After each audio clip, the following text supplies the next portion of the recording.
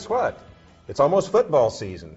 Here we are at the end of June. Training camp for the Buccaneers and other NFL teams open about a month from now, at the end of July. Welcome to the 10-minute drill, and today we're going to talk some football. Specifically, we're going to talk about the Tampa Bay Buccaneers. Joining me this week is Ledger Buccaneer beat writer Rick Brown. Rick, welcome back to the show. You got a month left before you give up your life and go on to being an everyday Buccaneer beat writer. So, yeah, I'm sure you're looking forward to that. Actually, I'm looking forward to the vacation first at the end of the week, but other than that, yeah, I'm ready for this. Right. Well, a lot of ground to cover. The Bucs had a pretty eventful offseason, a lot of moves, a lot of changes.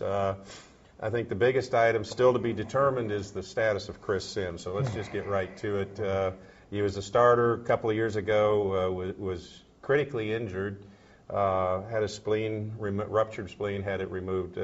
Is he going to be with this team when they go to training camp? I don't see how he can, Mike, because he said in public that their relationship is just broken. And can you imagine him coming to training camp after being out for missing all OTAs, missing the mandatories, not playing at all last year? Can you imagine him coming to camp and the zoo it will create and all the chaos that's going to unfold there? He really doesn't think that the Bucs want him there.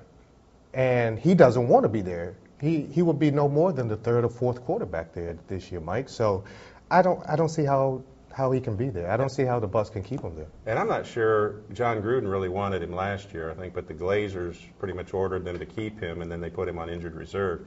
I know last year in training camp, John Gruden every other day was asked about Chris Sims, and finally 2 weeks into camp, it was I'm really tired of talking about Chris Sims, that answer, and he got kind of testy about it. And at the minicamps, at the mandatory minicamps, he went into that as well. He was just like, look, guys, I'm only talking about the people who are here. He's tired of it already, and it's just June. Something needs to be done. I don't know when it's going to get done or how, but the Bucs are in a crazy situation in that they're not going to get anything for Chris because the rest of the league knows that he's not going to make this roster. He hasn't played in 2 years, and he still has to prove that he's healthy enough to play. So do you come there, and let me ask you this then. Do you come and take a physical and then just don't participate in practices? Or, I mean, what do you do if you're Chris Sims to market yourself? You ask for your release. Which he's done that. Right. Yeah. And I think they're going to have to make some decisions when they go to camp. Right.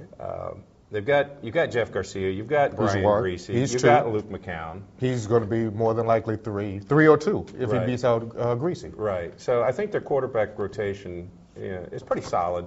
All three of those guys have started games in the NFL. And won games in the NFL. Right. I mean, McCown won that big game against New Orleans last year. Yes, he did. That helped them get to the playoffs. Played very well in that game. So he is considered their future. So I don't know where Chris Sims would fit in. And it's really tough because Chris is a great guy.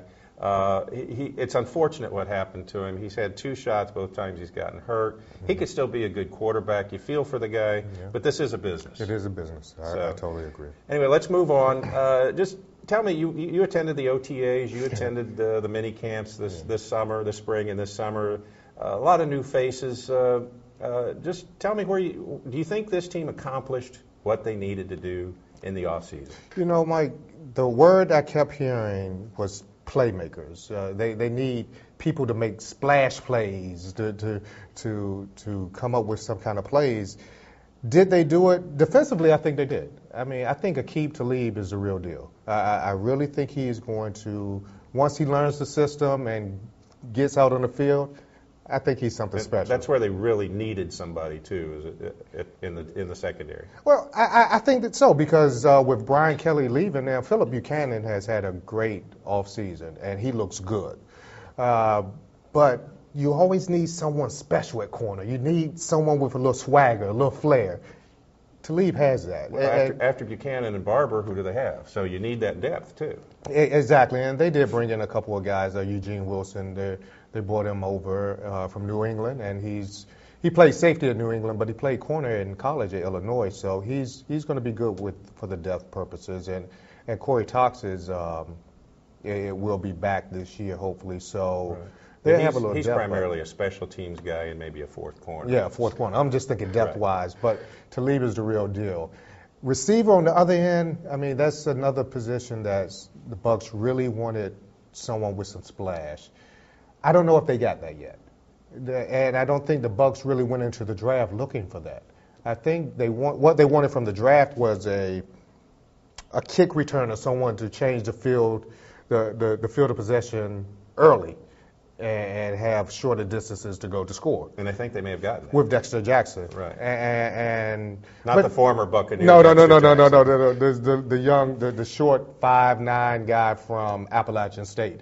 Right. But he's real speedy, and he can get the job done there. But, you won't know until they put on the pads, Mike. And the OTAs and minicamp, they've just had on shorts and helmets, and you really don't know what you're going to get until it's real, until the fire comes, and so we'll know that in another month or so. But so to answer your question, offensively, I don't know. They're hoping that some of the receivers step up, the old receivers from the Stovall's, the Maurice Stovall's. Well, they basically still have the same crew they've had at receiver. Right, Galloway, Ike Hilliard, Michael Clayton.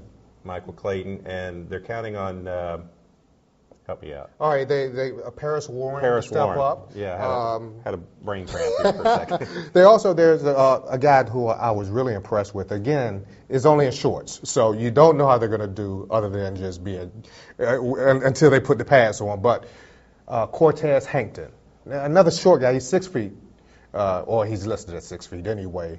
But he made every play that I saw, Mike. His number was 14. And whenever any other quarterbacks would throw anything, he was there to get it. So, now where did they pick him up? He was a free agent, and he was cut by Minnesota in September of last year. But he played a few years at Jacksonville and played okay. He was their fourth, fifth receiver, played mostly on special teams. But I really like this kid. I think he's going to make a difference. He's going to make some noise during training camp. He could be the next Ernest Graham of the training camp or Paris Warren before he got hurt last year. So now they still have to trim some more people from their roster, and we've talked a little bit about Chris Sims will probably be one. Or will there be any other surprises before they go to training camp? It could be, Mike. I mean, you can only take 80 to training camp this year, and that really has the people at one Buck scratching their heads, because there's going to be some guys who normally would make the team and already be in training camp, at least have a shot for the 53-man roster. They're going to have to let go. I mean, they have 10, 11 linebackers now,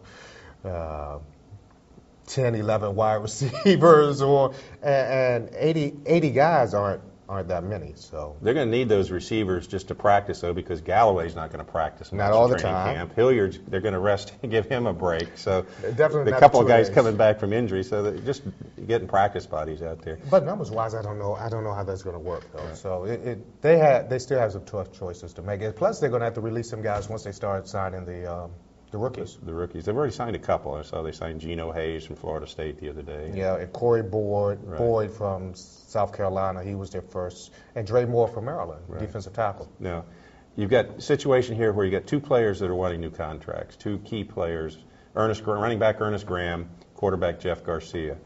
Do you think they'll be signed, they'll get those extensions before camp? Because once you go into camp, players don't really like to deal with that. Mike, I think Graham will get his.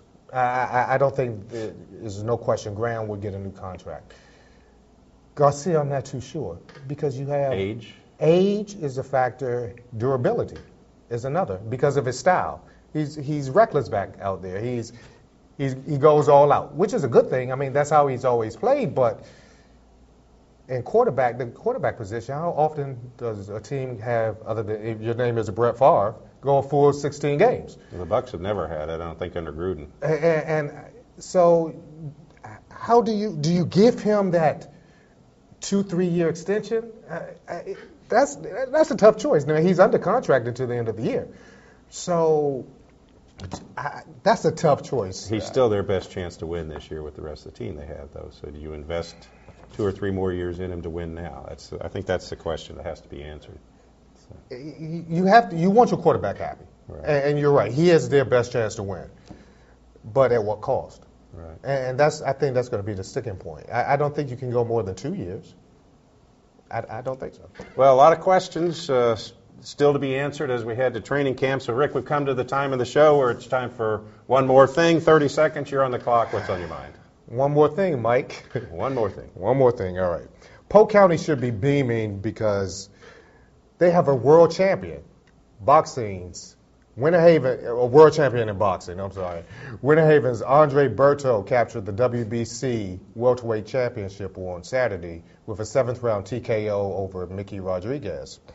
Now the real work begins. You see, many have called the 24-year-old Berto the future of the division. He has shown that he can destroy inferior competition in the division, as evident by his 19 knockouts and 22 bouts.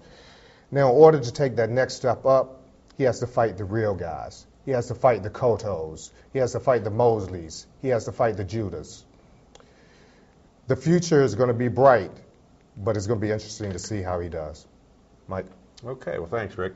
My thing is, we're coming toward the middle part of the baseball season, and this is normally a time of year where the Tampa Bay Rays unload payroll and they go to the younger guys.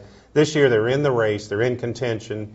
They're going to have a winning record at the halfway point, so it'll be interesting to see if they do the opposite and actually go out and make moves that can strengthen their team for the second half of the season and maybe make a run at the playoffs.